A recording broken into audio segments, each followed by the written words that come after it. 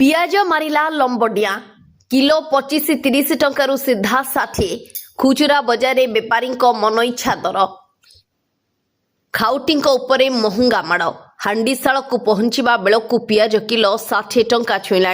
घरे उत्पादन कम और राज्य बाहर आमदानी प्रभावित होइथिबारु पियाज मूल्य एबे आकाश छुआ होइछि। गोटे सप्ताह पियाज किलो पिछा दर 30 टंका वृद्धि पाई।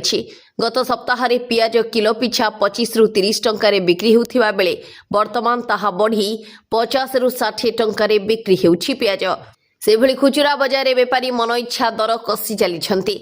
यार सीधासलख प्रभाव खाउटी उपरे पड़ुछि। पियाज उपरे साधारणतः ओडिशा, उत्तर प्रदेश, नासिक उपरे निर्भर करे। नासिक रे पियाज बन्या पाई क्षतिग्रस्त होइछि। यार प्रभाव रे पियाज दर वृद्धि पाइछि। वर्तमान भुवनेश्वर रे पियाजर पाइकारी दर 38 ରୁ 40 टंका रहिछि, किंतु खुचुरा बेपारी बाहरे 50 ରୁ 60 टंकारे बिक्री करुछंती। एपटे बे पियाज दर कमिब नाही बोली कहिछंती व्यवसायी संघ सभापति। राज्य में पनीपरिबा ठारू आरंभ करी राशन सामग्री पर्यंत विभिन्न जिनिसर दर गत किछि दिन मध्य अहेतुक वृद्धि पाइछि।